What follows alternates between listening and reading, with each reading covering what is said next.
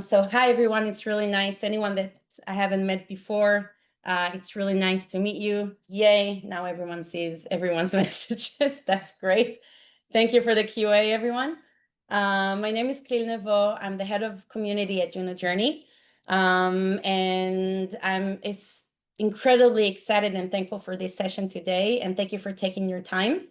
I'm going to very, very briefly introduce myself, the community, and what we do, and then we're going to dive right into Eric's session. So thank you for your patience and listening.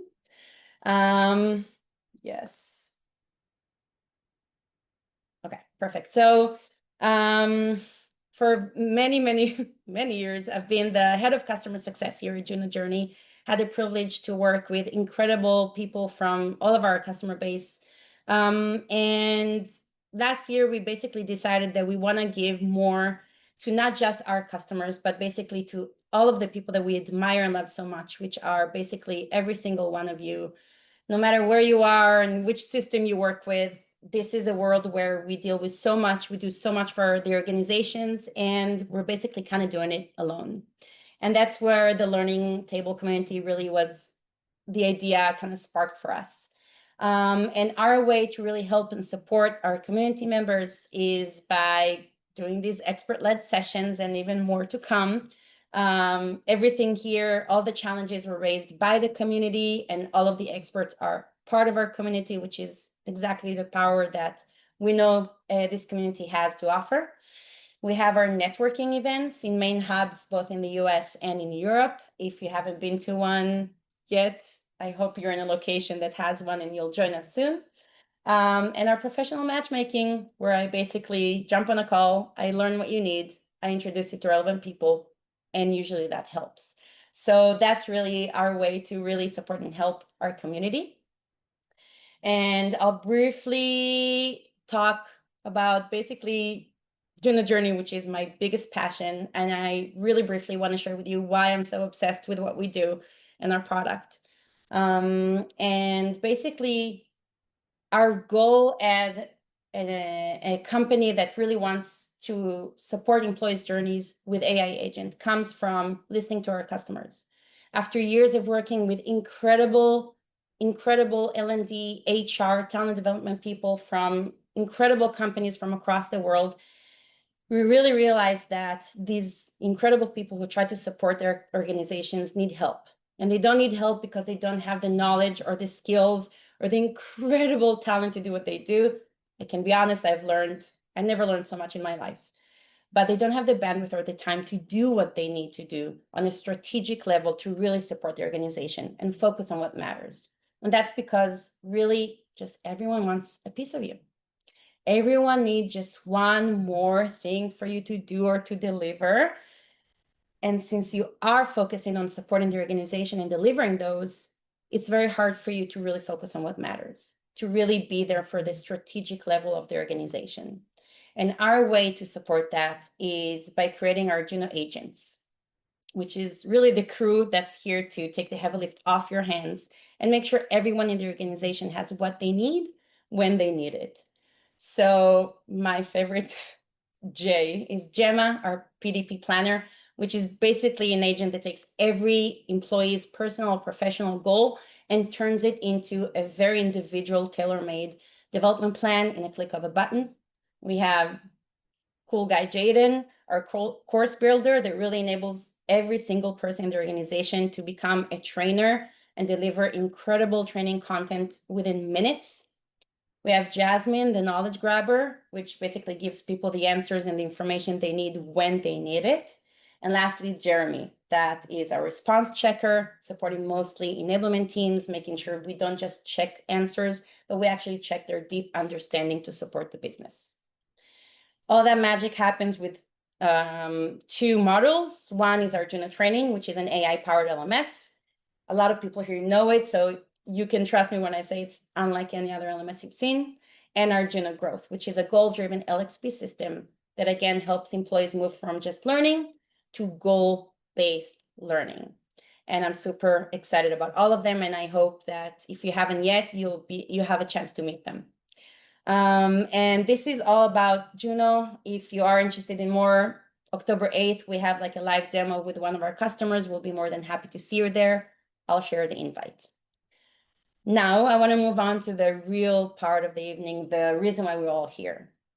So I gotta be honest, this, unlike all the other subjects in our sessions, this wasn't a decision for us to focus on just because people wrote it's a challenge. This actually came up throughout this last year with every conversation I had in every single community event I had. People don't want to focus on it. It's not the fun part, but it's definitely a pain. And it's our way to really make sure that everything so hard that we work on really pays off with showing the value of what we do and really showcasing the impact. So when I first met Eric a year ago, and I met this truly data obsessed dude that really loves thinking about how you connect all of the efforts you're doing with real analytics, how you showcase the value of what you do, what do you measure right, what questions you ask. The guy was really just sorry, Eric, don't listen, but a genius. So I couldn't think of a better person to take us through this journey. Before I allow him to speak and I shut my mouth, I will say that this is a community session. So that means even though you can't see each other, we're working on a better solution.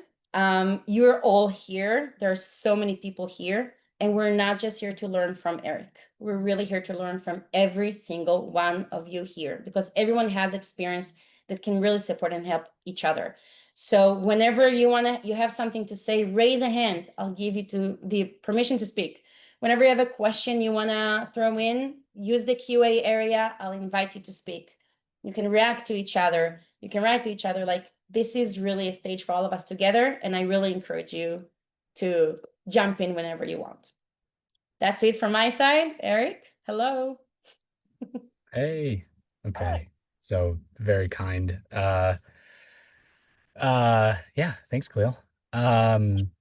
Okay. I'll take over from here. Please do ask questions. Please do stop me if I say anything you want to challenge or disagree with or ask about. Yeah, would love to like stop. I have a bunch of slides prepared. I'll go through some quickly. I'll go through some slowly.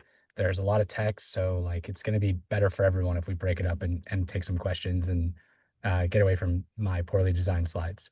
But yeah, super happy to do this. See some really amazing names in the chat from people that I know, and if I don't know you, like please connect and chat with me.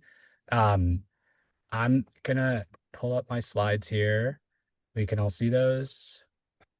Yes, we Yeah, can. all good. Okay, I'm just gonna keep it in the Chrome tab for now. That's fine. Poorly designed Figma. I know it's a unfortunate disgrace, and I think I have some Figma You team got members some there, so rough feedback there. yeah. Thankfully, I have a really great team at Figma that I often plead very kindly to make my stuff look nicer. So I can do like the data SQL querying, and then they can make things look nice. It's a very good team balance. But yeah, they're not well designed. I'm sorry. Okay, so quick agenda. These are going to be like quick bullet things that we go through. You could see where we're going to start and really get down to that open stage Q&A at the end. Leave about half at least the session for that. I do have the chat up. I'm not like the best at looking at that. So yeah, like please, if I miss something, Klil stop me or anybody else stop me. Where did the Zoom go? Oh boy. Okay. You all can still hear me? Show webinar. There we go. Okay. Yes, we hear you, we I see got you. it. I got it back. Okay. All right. I'm actually going to start here, which is not what I planned on starting with. And this goes back a little bit to what Khalil said about like the data side of L&D, how much we want to do this, don't want to do this. I am going to start with the why, and I'm going to start with this kind of uh, weird, bold opinion I have about the future, a guess of what's going to be coming that I'm going to walk you through and work backwards from that. The reason I do this is because I think that the data part of L&D has been important, and certainly in solidifying what learning and development means to organizations, the ROI of the investment that we take, the actual dollars in, dollars out. I think it's only going to get more important and change a lot. And so one reason I'm so passionate about talking about data in learning and development and like doing these talks and conversations with people is because I really think we have to solve this collectively. I don't know how to solve it, and we'll go into the years I spent learning data and really like thinking through this together of how we do this. So L&D is at a fork in the road. A lot of jobs are of kind of the future of work, the future of organizations. I think we have this amazing opportunity to be a really important part of the strategy behind companies, especially how they're using their human talent aligned with AI talent and all this stuff, whatever. But there's changes that we have to make in order to do it. And a big part of that is the data side. We have to be able to show that we can be large factors in changing the behaviors, influencing the performance of humans at organizations. Now, that's not true, like that's what it is today. So what's changing, right? I want to talk a little bit about this. In a very, very simplified way, this is kind of what we work with, right? Like we theoretically, and I'll get into the theoretically part, have a performance data set of how well our employees are doing. And I know that's not easy. I'm going to talk about it in a minute. We run a training initiative, right? We do this sort of training measurements. Might do a survey, and then we try to sort of look at the impact on performance. And we're going to talk about like, well, how do I do that? That's why I'm here today, right? Again, working backwards from the future. So we got to wait a little while for the performance measurement, and you know, generally we kind of struggle with this, having this actual like real performance data set. And when we struggle with that, it's really hard to like talk about the impact that we had, right? This is like the whole kind of conundrum of what we do here, because if we don't have that data set, how do we know that we're measuring it, right? And a lot of data people I talk about is like, I can run surveys, I can run assessments, and we'll talk about how to run those better if that's the sort of space that we're playing in.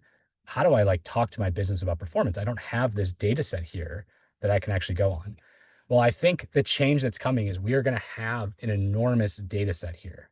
In fact, we kind of already do. So what does learning look like if and when? And I think it's like, in my mind, I don't know, 12 to 18 months from really solidifying this, maybe longer in some organizations and lots of dependencies on that. But what happens if we have it, right? And that's the future I think that's coming, which is the productization and commoditization of behavioral data, right? And so you think there's three big players in this space: Google, Microsoft, Salesforce. You work with these tools undoubtedly in some way or another. How far are we from those organizations selling back to your organization or organizations at large the data around how we work? How many meetings are we in a day? How many emails do we send? How many Slack messages? How many Git commits, Figma design inputs? How many AI prompts do we use? How many Slack messages? How long are our Slack messages, right? These companies have that data and, in fact, have been consolidating their portfolios. This is why Salesforce bought Slack, in my mind, in order to make this data better. They're going to start giving it to organizations and saying, this is how your people are working. What do you want to? And then companies are going to ask, what do we want to do about it? What do we want to change? Right. You can see third parties are doing this too. This company, Windmill, is starting to do this in a sense. So we will soon, I believe, have an enormous data set around how everybody at our organization is working. Could be anonymized, that'd be fine. And then the question is going to come, we don't like how often people are sending Slack messages. Our managers are in too many meetings that are not directly with their team. Let's change that, right? Once you have that data set, you talk about what are the things we want to change. And that's where I think learning becomes, or has the opportunity to become, this super strategic partner in creating that behavior change. But we need to get better at data. We need to get better at understanding what's going on in this performance data set and then outputting to show that we were successful in changing this behavior or influencing the organization. So even if today we don't have this, all of the work we do in any training measurement, even surveys, assessments, which we'll talk a lot about today, is going to pay dividends in this new future where you actually have a lot more data than you've ever had before. And the problem of today of not having like a structured data set around communication or feedback or what managers are doing or how people spend their time, productivity of like a non person who does the same thing every day, we will start to have measurements on that. And then we are going to have to influence those measurements and come out with reports and share and storytell around the data of what we're influencing. So I want to work backwards from that point. Here we will have data. I'll make sure these slides get out. I'm not going to go through everyone, but that's essentially what I said. So L&D, the team means either a bright future as leaders within the organization creating this change, or administrative teams that sort of just provide consultation on how to do it, and we're really downsized and lack impact. So that's my sort of vision of the future. I think it's coming. I'm pretty sure of it. It, like most things that are new, is not evenly distributed yet and won't be for some time. But I'd really, really, really like to see learning teams take their place in that future of the organization and understand how to use that data. If an organization says, I don't like how we're sending emails, taking meetings, how productive new people are, time to ramp is a thing I do a lot in support, really hard to do with like a new manager. Guess what? Not going to be that hard in the future. We'll have data around how we do that. I want learning teams to be in that data, molding that data, working with that data. Okay, I was supposed to start here. I didn't want to do that. I'm Eric. We're 8 minutes in or whatever now. It doesn't matter. I manage our learning and content or knowledge management function here at Figma. Shout out to a few folks from my team who are here. This is a little bit about my background. I've worked at all these really cool tech companies and done some amazing things and learned so much working at these places from coworkers, leaders, etc. You'll notice, well, there's one school in there. That's the Georgia Tech symbol. I did go back to school during COVID and get my master's in data science, specifically around measuring learning, right? I saw from my time at Uber, which is kind of my last job before I took some time off and did that, that the people that were getting what they wanted, budget, approvals, new programs, experiments, all had this one thing in common. They all had data. Learning where I wanted to be was really hard to get that and do that and understand that. So I went back and wrote my, application of want to study how we learn and the data around that and was able to go into that. You do not need to go back to grad school. I don't know if I do that again.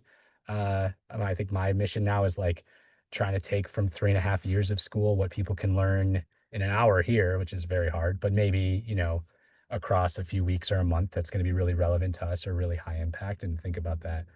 What has outsized impact? So I'm going to talk about some quick things here that I've learned through that journey and just learning and kind of give like a crash course in some of these things.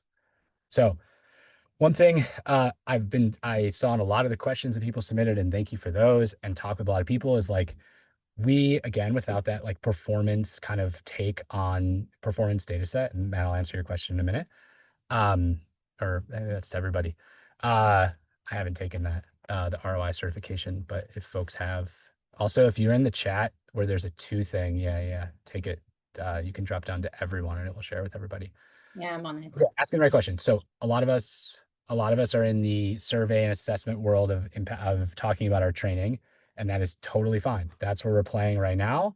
Like I said, I think the investment in the training rigor and measurement rigor in that is going to pay dividends as our ability to use data expands. So how do we kind of get the right questions within here, right?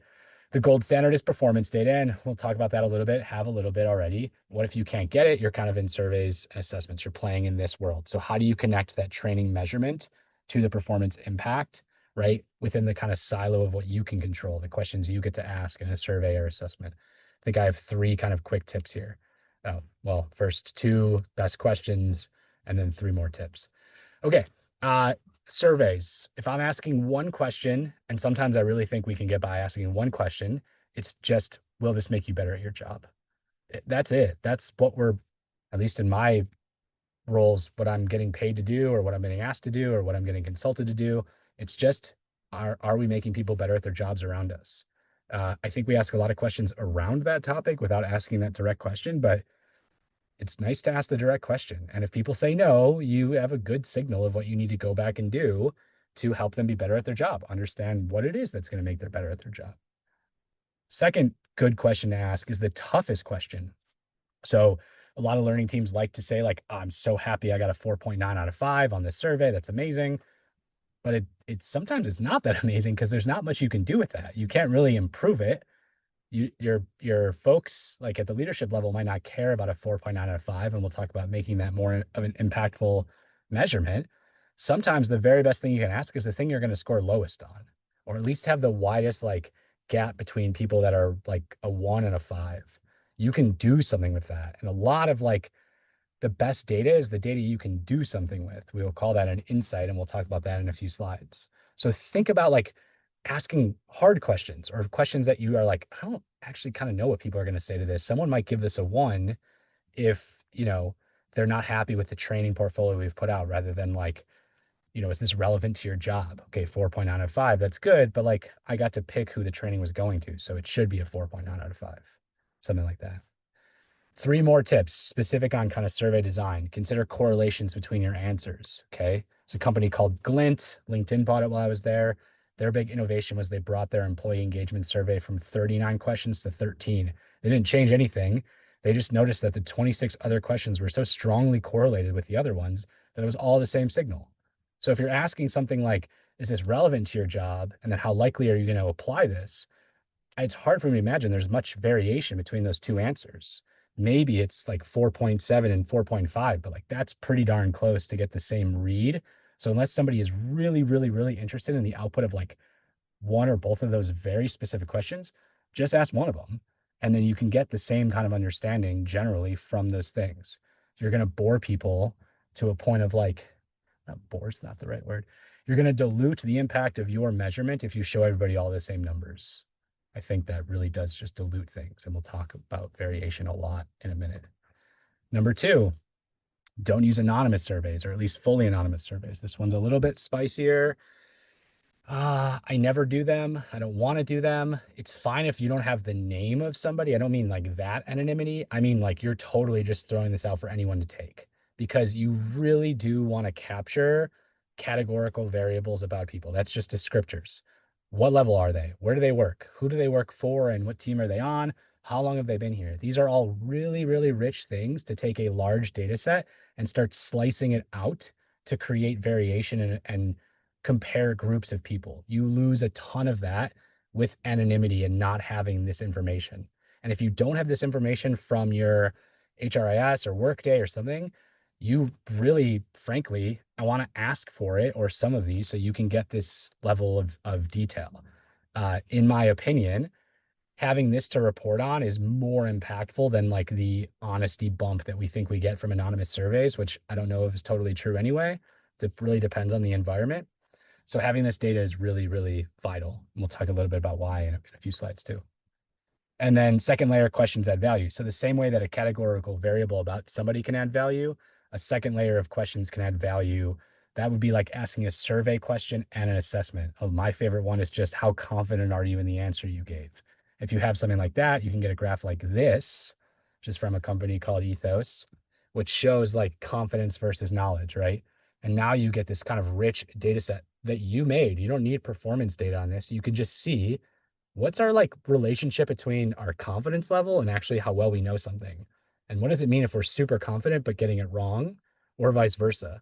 Both of those have actionable things you can take away, like wrongly confident. Like that's not good. We're probably like blasting out the wrong information. Or right but not confident, then okay, we need to work on making sure that people know that they're right so they can kind of move forward with more confidence. Again, actionable things to do. So that's where we get into this. I'm going to run through a couple of these really fast. An insight is the story you can tell with the data, or a story someone else can tell, right? And there's this great research that's been done of people really don't remember data that well unless it's super meaningful or connective to something they care about. People do remember stories. We are hardwired as humans to remember stories. Headlines are really good, like single sentence things that are sticky with people, and you can kind of experiment with what might stick, right? Stories is like graphs. Graphs are stories. Graphs is taking the data and showing something that you can kind of lean on, and people remember graphs a lot better than they do data. So think about the story and think about what you can do with data that makes it an insight. I'll talk a little about this.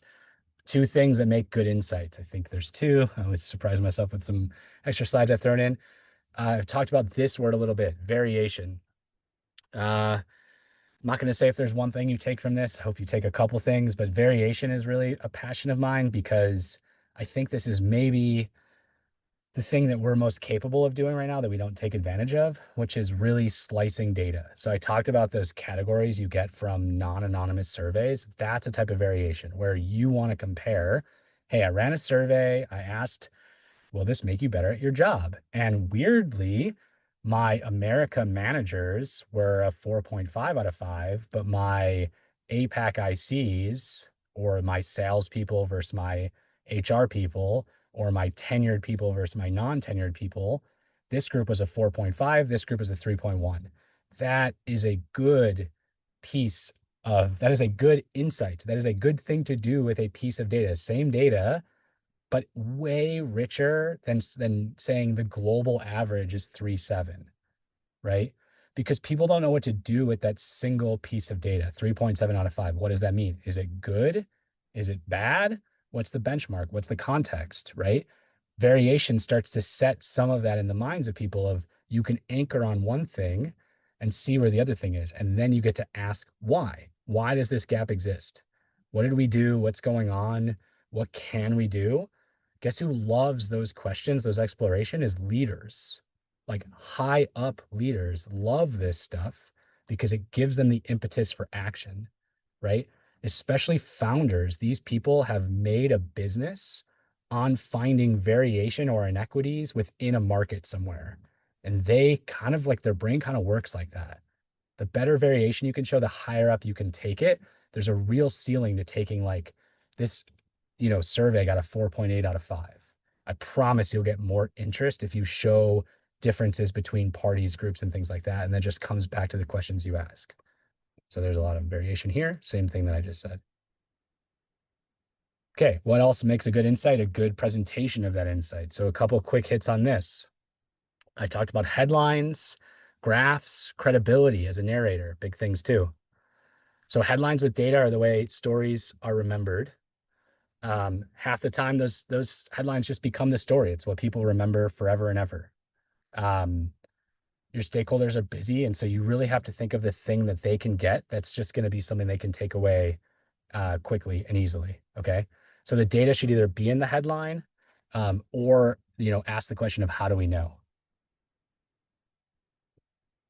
So here's a couple examples of like headlines that might be helpful in understanding. These are just sort of random examples, right? If the data is not in the headline, once somebody asks, how do you know, you want to be able to hit them with the source very quickly and readily, right? Hold on 1 second. Sorry.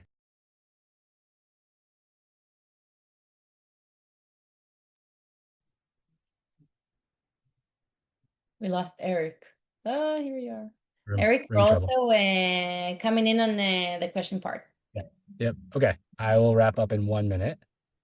Graphs. This was something I just need to share to everyone. Maybe you caught this on LinkedIn. Remember it. For credibility, don't use pie charts. You should only use 3 types of charts. There they are: bar, line, scatter. Line is going to be your best if you can do it. That's trends over time. Guess who loves trends over time? Leaders like trends over time. Is it going down? Is it going up? What does that mean for us? Guess who gets called in if you get to show the graph of something that you can influence? You do, right? And so positioning learning as a strategic partner is the better we can show that something is fading, improving, you get to kind of spin out where you sit in that, right? So show those graphs, but don't do it in a pie chart. We're not good at circles.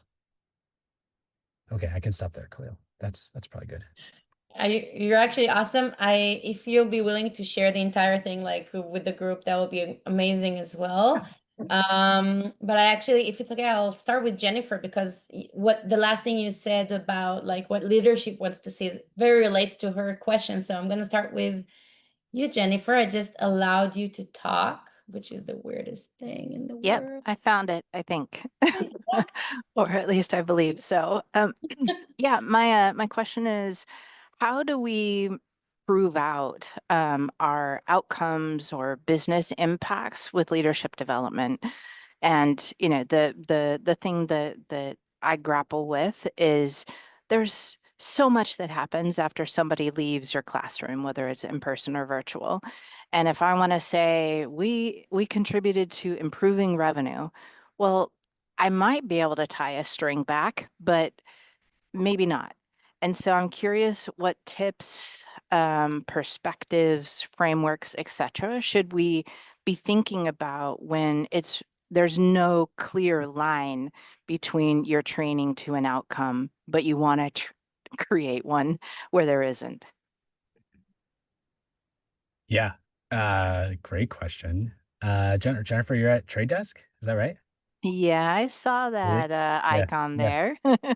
So, yeah, Yeah. Well, one, you have a great manager and boss in Julie to help you with this, yeah. who I got to know very briefly, but yeah, who's like helping at least tell the story of that, which I think is part of it too. Like we are contributing. And I have a slide other places, which is like, contribution or influence is probably the best we can get. I think it's a really slippery slope to like start getting into causation where you say like, we did this training and then immediately like revenue went up. And I like have some Mm-hmm. examples of like trying to get close to causation. And even then try to make sure I'm softening my language of like, we influenced something, we were part of it, we contributed, but like to take any causality thing with a human being in a workplace with like garbage can theory of like all the stuff that's connecting at different times and touching each other randomly through an organization, like crazy to try to take full credit for that, right? I think like there's a bunch of frameworks and there's like so much out there in leadership development. I do think I come back to like, if you can show that you are a catalyst for change, and that is a targeted change that either the top gave you or you kind of mandated or directed from your training, I think you continue to buy yourself the credibility that we are a behavior change team, right? And then it's the question of like, what is the behavior we're going to change? Is there even any way to measure that at all? Like, at all right now. And again, I think the future changes that equation. So it's going to get really interesting how we think about that if you have more data. But it's just like we asked or saw or collected something before. Could be binary, manager did this, did not do this, leader did this, did not do that, and try whatever scrappy way there is of finding information like that. Look at their calendar and just count the number of types of meetings they have. I've done that before. Feels very scrappy to do that and unscalable, but like interesting at least to take the attempt and throw the fishing line out to try. And then what happened after? And again, there's a million things that can influence it, but if you can catch that thing and say, this is what they were doing before, this is what they're doing after, we were part of that. Let us continue to push some other behavior change that you want to see and be a catalyst for it. I think like, and then one more thing, like surveys are not like a bad part of that either, right? Just like think really hard about the questions you want to ask before or after. If you're going to be subjective of like, do you think I like confidence as a frame of that? How confident are you in your ability to do that? It feels like the closest subjective proxy we have to someone taking action, right? Like that's like, if I'm confident about something, I'm probably going to be able to do it. If I'm not, like I'm anxious, maybe not. So I like that wording personally around things. I like organizations don't have a good way to change people's behaviors, right? They have teams of people to push on that, or they have tools that do that, right? Tools are really good at it when they hit the right way. Look at what AI has been able to do, but those don't come around all that often. And even then, tools only get a certain degree of adoption depending on how they fit the product market fit, and every team has variance within that, right? And so if you can show that you are a legitimate behavior change function, again, at the thing that people want to see, I think there's a lot of excitement for leadership around, well, we have this mechanism that we can put into play, this team to do it. And our job is like, let's be efficient about it. Let's be smart about it. Let's story tell about it the right ways. But we buy at least time to do that if we even don't have like tremendous numbers or causality to put behind it. So that's like a 1 minute. That wasn't even 1 minute. That was like a 7-minute answer to that. Very hard and deep question. It's good. Thank you. Yeah. Just if anyone else, like I know they're like enablement folks here, and like a lot of people probably have more to bring. So like raise a hand, share more if you have any more insights.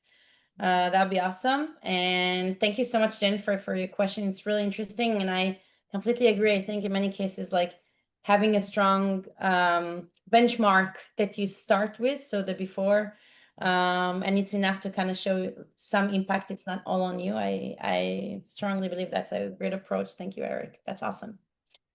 I'm gonna choose more people that told me. So Christopher, I don't know if you're ready, but you're gonna ask your question now. Tell us, you need to like approve, and then you can talk. Yeah, Christopher, are you with us? Maybe not. Can you hear me now? Hi, Christopher. We can hear you. Hello. Perfect. All right. So thank you very much. And Eric, this has been fantastic. My question has to do with kind of competing resources. And primarily it's time, not necessarily just funds. But when we think about the competing resources that we have and the roles that we serve, we have to choose between how much time we're spending on potentially looking at how we measure the impact that we're having versus actually delivering on the promises that we have. And I'd love to get your perspective on how best we balance those two things, especially when it comes to the more esoteric types of training and behavior change that we're trying to achieve. Yeah. Okay. Another great question. For those on my team, we definitely struggle with this too. Just have a lot of intake and not a lot of just extra time, especially after a training when people are like, "Oh, great, you're done. Here's another thing you can do." So yeah, a couple of quick thoughts on that is, like I'm gonna be very biased and say like measurement is important. Try to make time for it because it buys more capability and capacity and trust, in a big way up front to then get more and more important assignments in the back end. It's sort of a self-fulfilling prophecy in circle. That's kind of an easy thing and easy for me to say, like, go get data. That's easy. It's hard. I think a couple like honest thoughts on this, like selectively measure. You can't and won't be able to measure every training program you run, and frankly, like you shouldn't. There's a bunch of training programs that we run that like if they're just the measurement's just not going to matter. Like we got asked to do it, so it doesn't really even matter. The people know that we will measure when it will make sense, and so we buy the trust of like I'm not going to deliver you a report on learning impact every time we do something. If we do a one-time thing for an hour, maybe it's just not worth it to like bug every manager that was part of it on a survey beforehand, afterward, 3 months, 6 months. But if I do like 2 months of work on a leadership cohort, I should be surveying that and really talking about that. So think about the commensurate kind of like effort into what's being measured. And I think, again, if you're good, like a lot of this is sort of trust. Not every team has to measure everything that they do. We're the same. If you can buy that trust that you will measure when it matters, I think you don't have like, you buy some time to be like, this we're not going to do it. This one we are going to do it, or this one's just going to be the same survey we always send out and kind of have that off the shelf. Take a quick look at it. Looks good. Nothing crazy. Not even that much variation. I'm just going to leave that. If somebody asks me, I'll send them the spreadsheet later on. And that's fine. At least for me, that's fine. And for people that work with me and for me, that's definitely fine. It comes to like really making that impact when it counts. And like that has to do a lot with like when people ask, we say like, is there a measurement up front that we can measure this on? And if someone says yes, here's the measurement, I'm like, all right, sweet, let's go. Like we got this one. This is one we can measure and come back to it. Um, yeah, I think that's probably the best honest advice I can give is like you don't need to measure everything. There was a report a while ago on Amazon's learning team, and the report was like, oh, Amazon's learning team in this one section was like only able to like show effective measurement on like 9 of 30 trainings that they ran last year. And I was like, honestly, that's kind of good. If you could show like 9 different things that you had like impact on an organization, and like I can't imagine how much just like regular compliance, regular stuff an Amazon learning team might have to do. That's a fine ratio. Like let's maybe think of batting averages rather than like binary, everything is a yes. So I'm sure that varies in a lot of organizations. So I apologize if you're not in that position to do that, but I do think that's like at least something I've found. Anyone else? Yeah.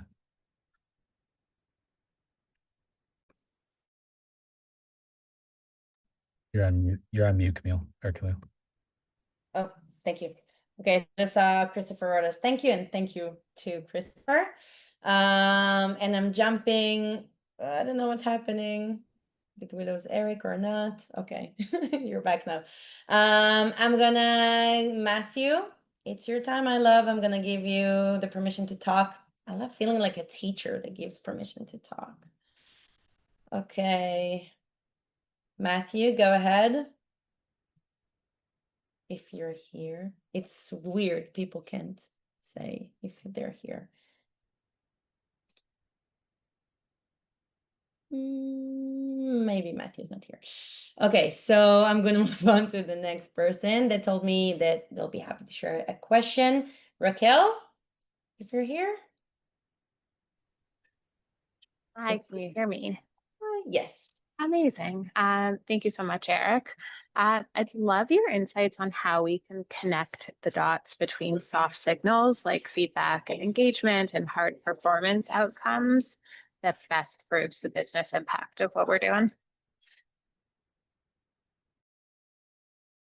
So you're basically kind of asking about like how to measure like soft skills development?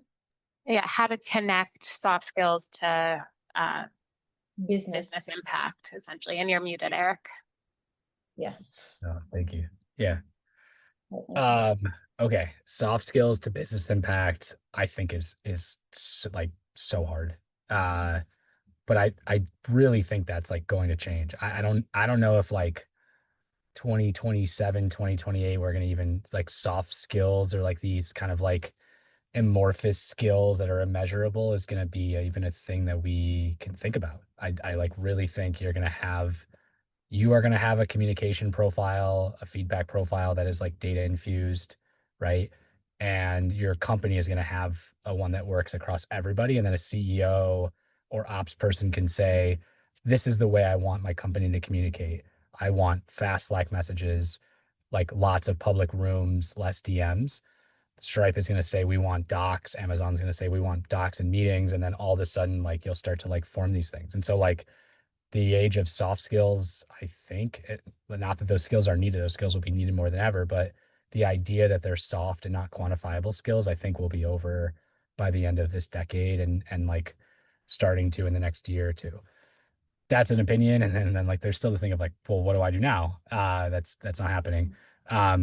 So I think with that, like listen, if your company doesn't have the impacts on those businesses, like that is a really hard data ask to make. And frankly, like risk the just fabrication of something that doesn't really exist. So if you get a thing that's like, hey, we really need feedback to be better so this company does better, I have to go back and be like, how do we know that feedback is the thing that's holding us back from that? And they say, well, we're not giving enough of it. Okay, well, that I can work with. That is like more quantifiable than before. Well, okay, how often are you giving feedback? You can ask that as an opening survey question to your training. And then 3 months later, how much are you giving feedback now? And if it's like just the quantity, I don't think a company is going to be happy with just the quantity and not the quality of it. So then you have to look at the quality, right? Would you do that? Well, okay, there's ways you could do that. You could survey people's direct reports and say, hey, how has the quality of feedback been since they took this training? Better, worse, the same, something like that to get some signal on it. Still, though, even if you get like the great answers on that, great answers, I mean, variation. Some say good, some say don't. You like ran an A/B test. It's like working great. Connecting that to the business, I don't like that probably can't do it, to be honest. Like, and it sucks to say that because you can't really take that to your leadership and be like, hey, this dude on this webinar told me we can't do this. So I'm going to be not going to try and be done. But the idea of like a manager giving feedback better and like the company's quarterly performance going better is like probably a like a fabrication there. So I think at best, kind of to Jennifer's point, like you want to be a catalyst for change so that when change gets asked for, you are seen as someone that can step into that spotlight. So you can say, if we're going to run feedback training, I at least want the subjective feedback backwards from surveys, assessments, whatever, that people are either more confident in giving feedback, people are giving more feedback, or people are telling me that their managers are giving them better feedback. And at the very least, I can say, here's a story of where we were before, here's the training we ran, here's the story that we're getting from even the subjective data set afterward. But Yeah.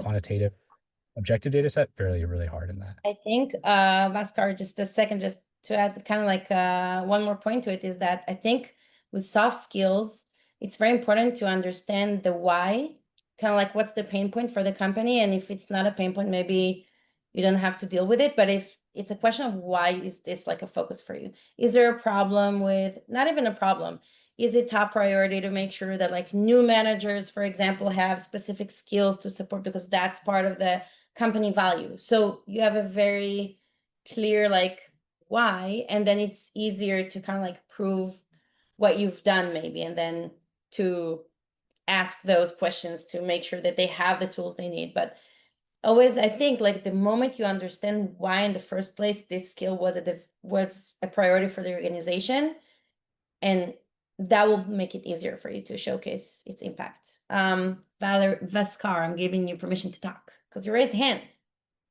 Oh, awesome. Okay. So I was curious to know what you think the role of simulations and things of that nature will be to measure soft skills. I could easily see, us running programs where at the start of it, you just do a feedback conversation with a hypothetical AI agent. It's like a real life conversation. Here's the situation. How do you give the feedback? You get scored. Now you go through a framework for giving feedback practices, and at the end you do another feedback conversation, and you can kind of see the progression, and then you also consolidate that with survey data on how confident are you now at giving feedback. So just kind of curious to hear your thoughts on that. And then secondly, I think one of the most important like corporate skills of being successful in an organization is influencing others, right? Like so much of what I've noticed, and I like nobody teaches this you in school or anywhere. Like the way to be successful in your job is to figure out ways to work the organization and get other people to do what you need them to do when they don't like really report to you. And even when they do, like in most high performing orgs, like people report to you, but they can always, it's a free country, they can always choose to leave. So they don't really report to you. Like you can't order them, you have to inspire and influence them. So like kind of curious to hear your take on like that being such a critical skill, whether it can be measured. So sorry, that was like a two-part question, but yeah. Love it. All the parts. Okay, first part, simulation. I think simulation is an amazing learning tool. I think it's probably an overhyped measurement apparatus, or like the measurement of simulations is slightly overhyped of like, is it that much better than an assessment? Probably yes, but like we need to be like sure that simulations is probably the way to go. I think um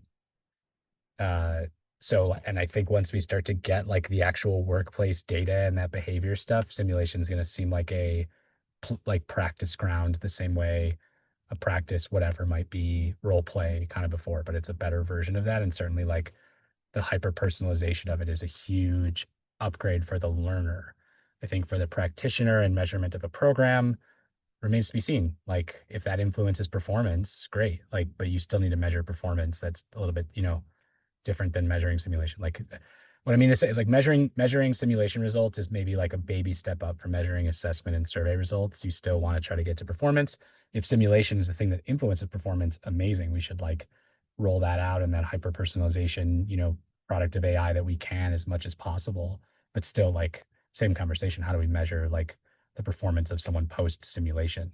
And is there like a correlation between how well someone does in a simulation versus how well they do in performance? Is the same thing of how well do they do in assessment versus how well they do in performance. So love simulations in the scope of like measurement. I'm not sure it gives us a ton more to work with other than another column in a data set, but for learners, yeah, amazing. Like lean in, should go there. Influencing others, yeah, same thing. Like I think there's going to be someone out there that works on cracking like the binary behaviors of influence, and someone's going to write a book about it, and someone's going to make $1 million writing that book and do a bunch of speaking tours and then sell that algorithmic measurement to somebody that buys it, and like people are going to feed back, and like my Slack in 2029 is going to be like, here's how well you influenced your team as a manager today, and some score or signal or something. And the learning team's job is to like improve, increase, or move that signal based off of what the business needs from it to be. But I think we will get some measurement on it and quantification probably of binary behaviors that lead to influence. Today, like I totally agree, it's a huge skill. I highly recommend teaching all of it. There'd be a fun process to think of the survey questions to like the success of that, but I'm sure there's some really good ones we can think of. Probably some good assessment questions and scenarios, and definitely some good simulations of how to make people like kind of get what you want working with an AI bot. So all for it for sure. And still think it's same thing of like that amorphous idea of soft skills kind of going away at some point. Yeah. Thanks, Eric. And also I see Julia also added her own point of view in the chat, which is really awesome. I do have two more people with questions, so let's try to see if we have the time for it. So I'm gonna start with Tiana. I don't know if you're here and if I said your name correctly. Let's see. Yes, yes, you got it right. Thank you, Eric, and for the great presentation and valuable insights. So my question was pretty much aligned with what was already addressed. It's like how to tie the impact and ROI of learning to business KPIs, but also like something that I would add on, because I feel like this was addressed a lot in this session, is when you are doing these soft skills training, as someone else also mentioned, like more of like in an esoteric way where you cannot directly measure the results of business, like do you go a step ahead and try to estimate the quantifiable result? What would have happened if we haven't done this? For example, we improve the satisfaction of employees, this has decreased the turnover, which costs us, and then you start like going into these predictions and data, like so do you do that, or do you just stop and say like that there's no measurable impact at the moment? Yeah, that's a great question. I probably tried both. And my answer I feel like I want to say it depends on who you're presenting to and their sort of tolerability for hypotheticals. I really, if you remember my slide, like what makes a good insight, credibility is a big one. I have myself made the mistake of like going in somewhere with something like that. I would call like a loose data set or a hypothetical and been called out of like, that's not like a truth. You can't bring that around, here and expect us to buy that. And you lose credibility and you have to like regain that and regain trust and do that. And that can really set you back more than just saying like, we might not know the measurement, or here's one potential way of predicting this, but with a lot of caveats and asterisks and all that. So I would probably refrain unless you have somebody open-minded. That feels like something you can talk about in the pre-build of like, here's a potential of what this might influence. Post-build, post kind of deployment, thinking about measurement, it feels like a hard place to go. I love the like impetus to try to think about the measurement of what that could do, but if you're not sure of that data or can't draw it back to something, you risk the call out, which I think is more damaging than gain. Others thoughts on that? Would you kind of take the risk? Tiana, have you taken the risk? No, not yet, but I feel like I have a strong case in demonstrating like using those data, but would definitely tie back and see like and look at the past data. Okay, how, for example, if we're talking about the retention, like what has been in the past the cost, and then see and tie like, okay, if we increase satisfaction, let's just extrapolate that data into how much it has cost us in the past. Yeah. Yeah. I mean, if you have that, like I think with an asterisk, you can say like, this is, based off some assumptions, but like not a terrible thing to throw out, just not as like a total, confidence level that, and to like Jennifer's point, just be sure you're not like taking credit for like, we raised engagement, which definitely raised retention, right? There's like the job market, that like all influence retention stuff too. So yeah. Yeah. I like that, Jody. Yeah. Yeah. Yeah. Now everyone can see also.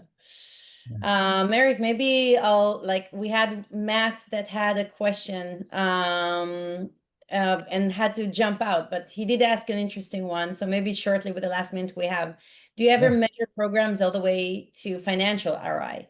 Or do you also always go to like impact level as a primary level? Which I was considering as well, like time is worth money as well. Is that also something that you measure like impact? But yeah.